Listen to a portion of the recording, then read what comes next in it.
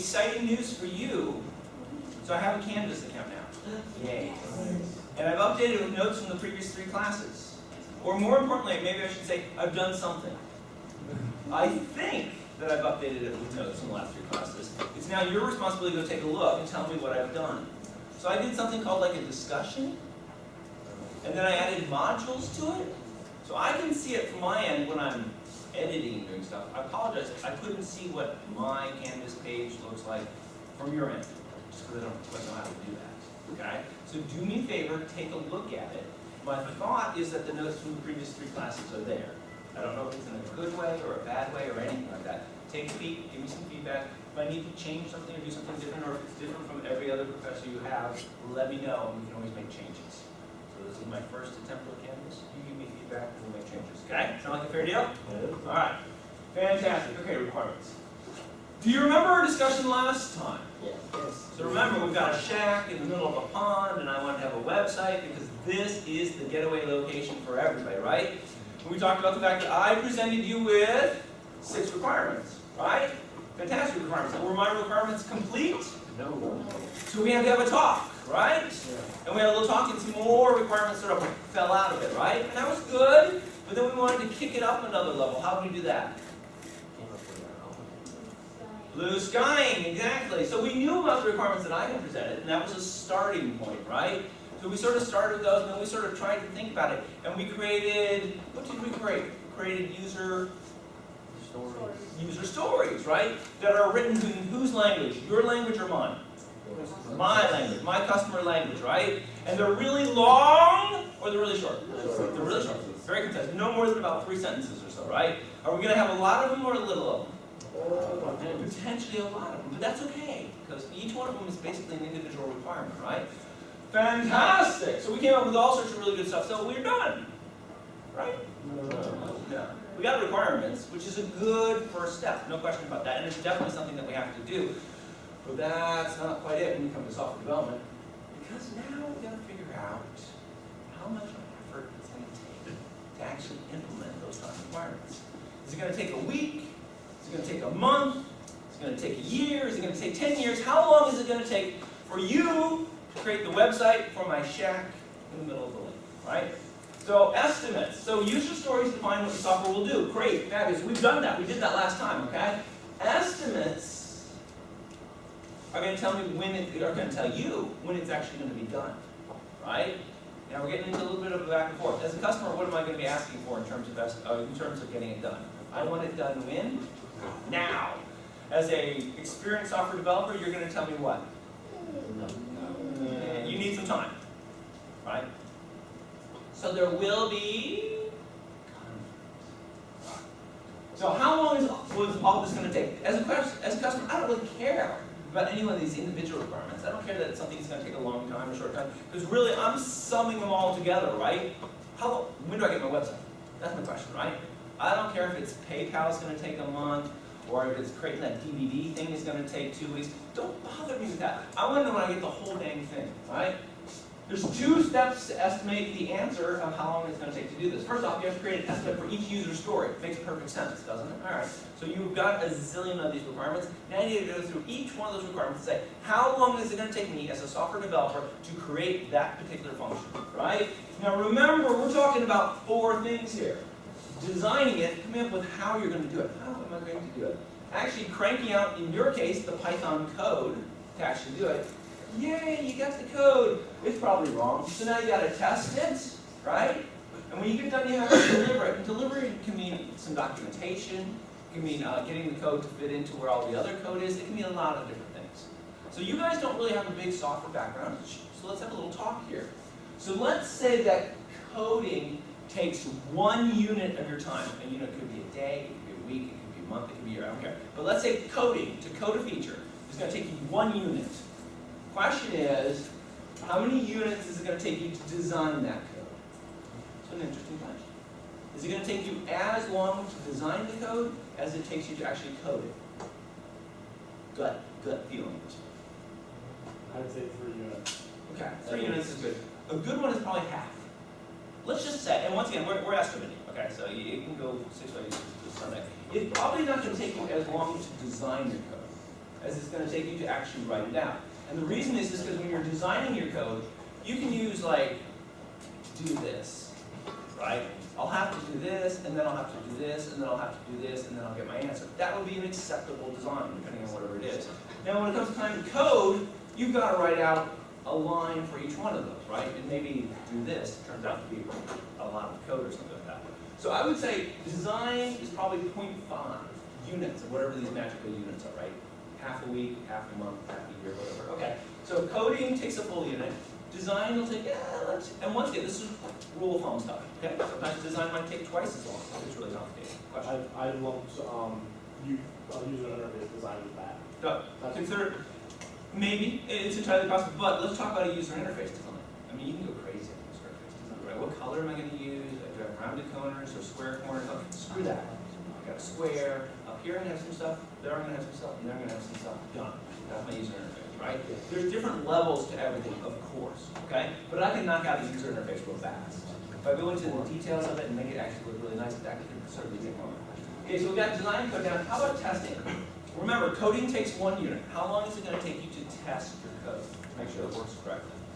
We're talking in units, these mythical things. Relatively speaking to how long it took you to code, how long is it going to take you to test your code? What's that? Half a unit. Okay, and that's exactly what I would guess you would say. The reality situation is, I think we have to call it a full unit. It's going to take you as long to test your code as it's going to take you to write it. The question is, well, why? Why is it going to take so long to test? Arguably, once again, these are rules of thumb. It could take you twice as long, right? Easy. Okay? The reason it's going to take you as long to test your code as it's going to take you to write is because you really have to test every branch of your code. So if I have a little piece of code that says, if the traffic light is green, take the pedestrian sign and make it don't walk. And if the light goes amber, flash the pedestrian light. And if it goes red, make it so the pedestrians can actually walk. Okay? It's a very simple piece of code, right? Just controlling the little pedestrian sign in relation to a traffic light. So what do I have to do on my testing? Well, my testing has to say, okay, so the light is green. Question, what's going on with the pedestrian light? Can I walk or not walk, right? Now I make it amber, walk or not walk. I have to test both of those paths. You see what I'm saying? Red, walk or no walk, right? So I've got 6 different paths that I have to test just for this ridiculously simple crosswalk, right? Pain in the butt, right? But that's what you have to do. You have to test all, if you do it right, you have to test all possible paths in your code. Make sense? Okay, so testing can take a long time. And remember, oh, by the way, in case you don't know this, in the world of software development, there's people who do nothing but software testing. Okay? That you hand them code, they take a look at the code, they see what's changed. They have test cases, generally automated test scripts, that they then update to reflect the changes you made to your code. Just like code lives, you create code, and then it lives forever and ever, you keep editing it and changing it and adding features to it, test cases also live. So you make initial test cases to test brand new code, and then those test cases get edited and changed and extended as you add more features to your code. And you have entire departments of people who do nothing but software testing. And when times get bad at a company, guess who they fire first? Testers. Well, why do they fire testers first? Why not developers? The developers can also do testing. Developers can also do testing, and also developers are actually producing something that gets sold, right? Testers are important for quality assurance and all sorts of stuff like that, which that can go out the door if you don't have the cash to pay for, right? So software testing is a great gig. I know some great people who do it, and they're very, very, very good at doing it, but it's also a risky job in the industry because if things get tough, software testers are often the first people who go. Okay. So you've created an estimate for each one of your user stories. It has to account for 4 parts. What are the 4 parts you have to account for in your estimate? Number 1 is design. Number 2 is code. Number 3 is, and the last one is deliver. Basically packaging, right? Great, fabulous. And then we add up all of these individual user story estimates to create a single grand total for how much your software development effort is going to cost, right? Bam, you got it. Congratulations, you've estimated your software project. Can't be that hard to do, right? All right. Time for you to do something. All right, so we have, what, 6 of these things? All right, what do we have? We've got Pay with Visa and Visa, MasterCard, and PayPal. Remember that one? Order our trip DVD so we can capture the magical memories of staying in my shack in the middle of the pond. Review, oh, hey, do you have 2 power outlets, 2 cords that go into the power thing in front of you? Could you unplug one of those cords? You know, I would think I would remember to do this before the class starts.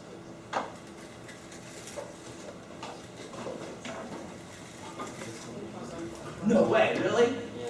Gold star. We have our review stay requirement. So I had a good time staying in your shack in the middle of the pond, but as I'd like to write it up. We have order room service, and we're thinking maybe you'd order room service before you came and stayed with us. Choose a view, remember, left side, right side, whatever you want there. And also support up to 3,000 concurrent users. Sort of a technical requirement, but definitely a critical thing to have. Fabulous, okay. So those are our 6 requirements. We need to come up with some estimates for these. Here's our problem. You get 2 software developers, you get 6 estimates, or 6 requirements. Do you think they're going to come up with exactly the same estimates? No. So we've got a little bit of a problem, right? In fact, not only could they come up with different estimates, they could come up with wildly different estimates. Is that correct? Yeah. So you have a problem on your hands. So what's the right number? Got a coin? Better start flipping, right? Got a problem here. Multiple estimates have different values. You got to keep in mind that getting rid of estimates is going to be necessary in order to create the estimates that you can truly believe in. So how should we go about doing that? Well, we're going to do something called planning poker. There's a lot of different ways to do this. Okay? This is one possible way in a group setting you can use to come up with the right estimates for software. Okay? You in on this? You ready? Sadly, it does require audience participation. Okay? So, to the front of the room, could I see Lewis? Come on up. Which one?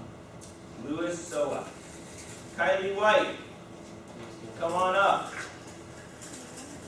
Joshua Pilkin. Come on up. And Aaron Novak.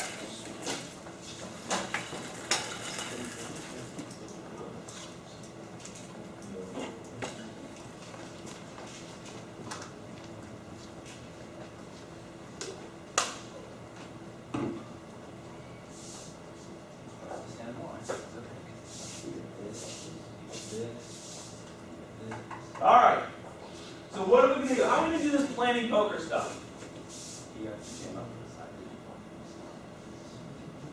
You can stand in the middle because you're short.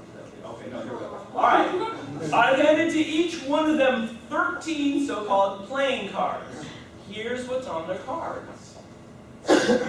These are estimates. 0 days means, oh wait, that feature's already in the code.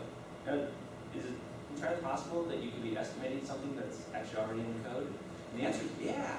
If you're dealing with a big program, not everybody knows what that program does. So sometimes customers will come along and request something that's already there. Okay? So that's why 0 is there. Half a day of development effort means, yeah, I can do it, but it's like changing a color, or adding a flag, or putting a, just something very, very simple or trivial. Because remember, we're talking development time here. 1 day, 2 day, 3 day, 5 days worth of development effort. 8, 13, 20, 40, 100 days? Oh my God. There's the I have absolutely no idea what's going on with this feature, which is the question mark. And then there's the coffee cup that says, I'm tired of doing estimating, I'd like to stop. You do have a coffee cup in your deck, do not use it. Okay. All right? You ready for this? Do you understand how we're going to do this? Does this make sense? All right.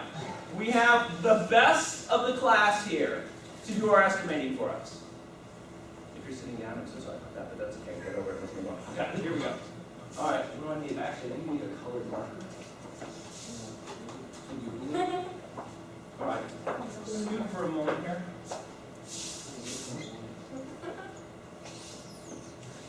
This will be 0. This will be 100. What do we have here? We got like half. We got like 1. We got 3 and 5. And we got 8. A little bit of 13. 20. 40 and 100. It's not quite accurate scale, but we have. This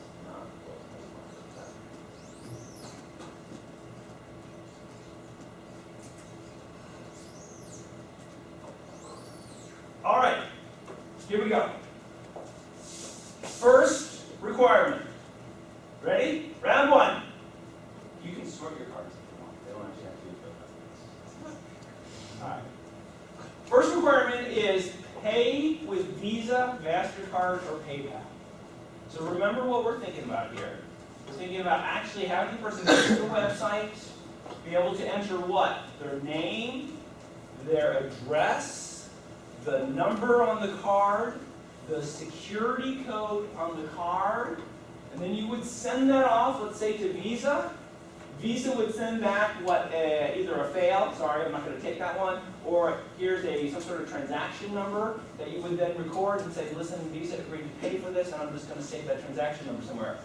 Now remember, this type of code has probably been written before like 100 times, right? It's not like you're inventing something brand new here. It's a matter of finding out how you do this and then implementing it in my website that you're creating for my getaway vacation site, right? So it's something you have to do, but it's potentially something that's been done before. You can certainly look into it. My question to you is, using your extensive software development background, what is your best guess as to how long it's going to take us to do this? Get on my red pen. Sir, what's yours? Hold up your card so the entire class can see. His guess is? 3 days. 3 days. All right, so we're going to put him about right there. Your guess is? 2 days. 2 days. Your guess is? 5 days. Fantastic. I think that's 5 right there. And your guess is? 2 days. 2 days. So we'll do a double 2 day there. All right. Excellent. Put your cards back in the deck. Here we go. Ready? Next one. Round 2. Order the trip DVD. All right. So what does ordering a DVD actually require? So I'd have to log into the site, I'd have to give information about me. I am so-and-so, here is my shipping address. And I don't actually have to make the DVD, right? So it's nothing like that. But I actually have to say where I'd like to have the DVD sent to. And you would think I'd also pay for it, right? And we're going to assume that you do all this stuff before you come for the trip so that they know to have somebody with a camera following you around to capture all of your magical memories or whatever the story is. Okay? So that's the feature. Order a trip DVD. The question I have for you is, what's your best guess as to how long it's going to take to develop this feature? Sir? 5. 5 days. All right, so we've got a 5-day estimate on that one. 8 days, so we're sort of probably about right there. 5 days. 5 days once again, so we'll go with that. 5 days. Well, that worked out pretty well. All right. Round 3, we're halfway. We're halfway. This one is review the say. Okay. So clearly what we're going to have to do is present a web screen. Well, actually, we'll probably have to authenticate that somebody stayed there, right? You can't have just people showing up and saying, oh, it sucked. Hey, wait, you never stayed there, okay? So we'll have to verify that somebody actually was a guest who stayed in our shack on the middle of the pond, okay? Once we do that, then we're going to have to say, hey, try what, like a paragraph? Okay? We'll have to provide some editing features so they can do the edit, but you can buy those off the web like that. So allow them to do a paragraph and stuff like that. When they get done with it, we're going to allow them to save it, and we'll be able to display it on our website. Should we give them the ability to edit it after they did it? Or is it a one-shot deal? It's a one-shot deal. Do it? Okay, that's fantastic, and that's what we decided to do. Okay, so that's our feature. So what is your best guess as to how long this is going to take us? 2 days. We got a 2-day, sir? 3 days, so we're going to be about there, sir? 2 days.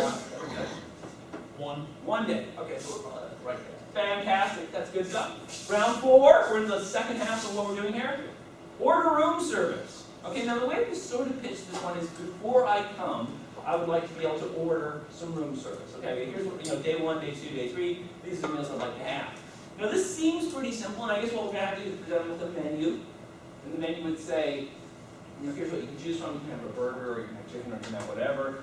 And you have to do that. How many people are you going to have it for? 1, 2, 3, 4, 5. And those shacks are not that damn big. So you can't have a lot of people in it, right? But this can actually start to get complicated fairly quickly, right? If we have people staying in the shack who have dietary restrictions or religious preferences, right, there may be certain things that they'd like us to take into account that we have to consider, right, if we choose to do so, right? Maybe they're gluten-free, or who knows what the story is, but there can be specialty diet issues, low salt, et cetera, et cetera, et cetera. So this could get a little complicated, and then we're going to have to remember it, right? We're going to have to store it, probably store it as part of their reservation somehow. So we can remember when they show up, we've got the commitment to deliver this food. Then we're also going to have to figure out what they order and start and charge them for it, right? So they're going to have to pay for their food online before they show up, because we have to go shopping, right? You can't go shopping with another parent.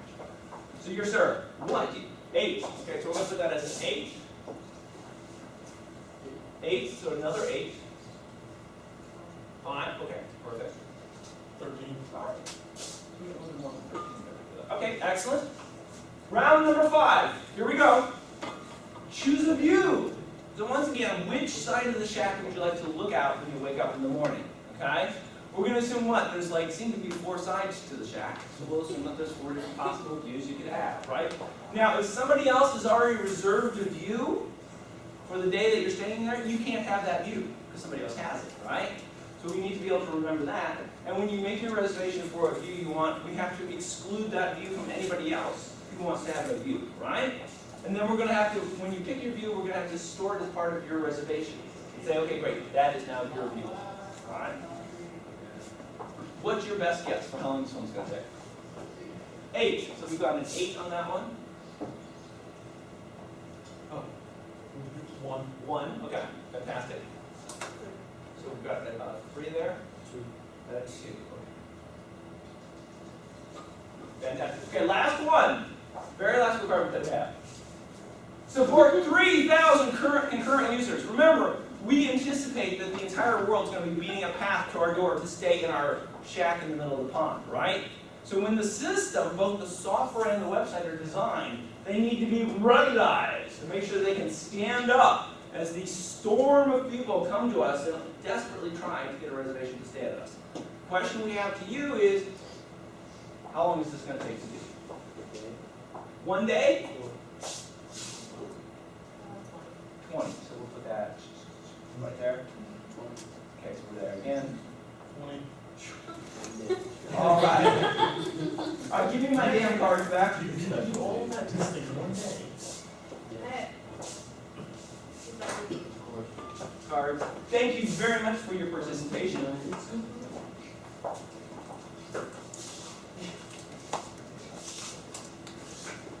All right.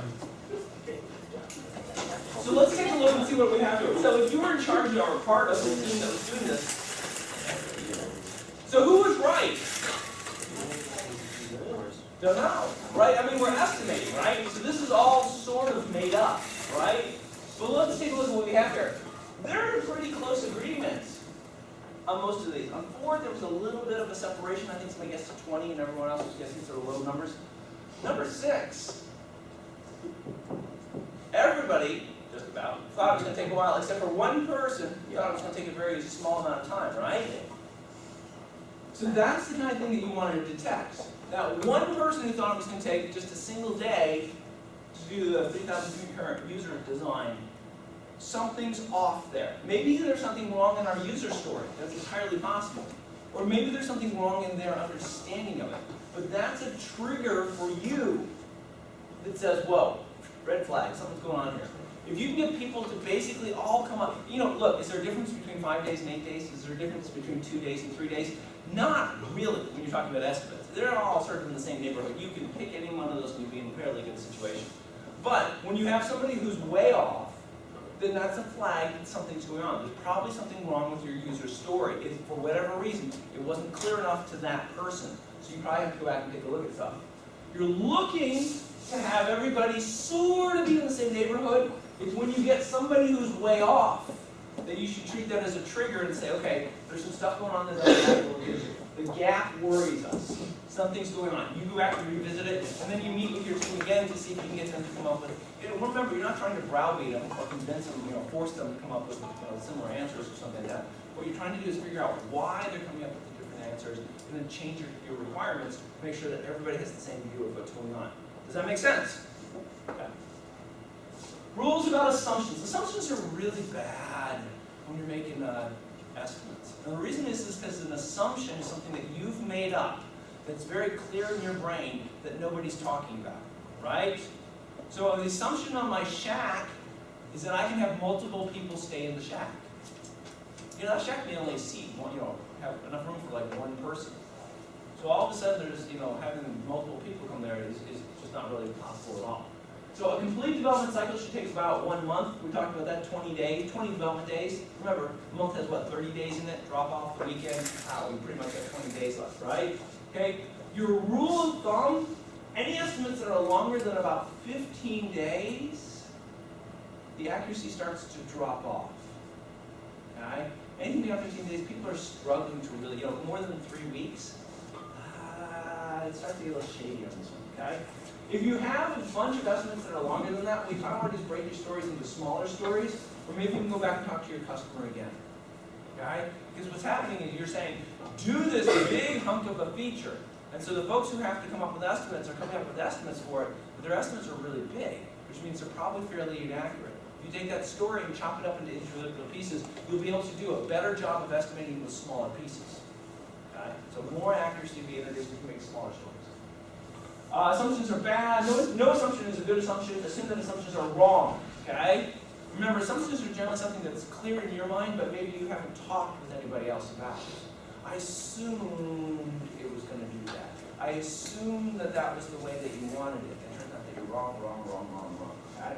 So sometimes you end up having to live with an assumption because your customer simply doesn't know. Your customer will probably have assumptions. You're not the only one with assumptions, but your customer also has assumptions.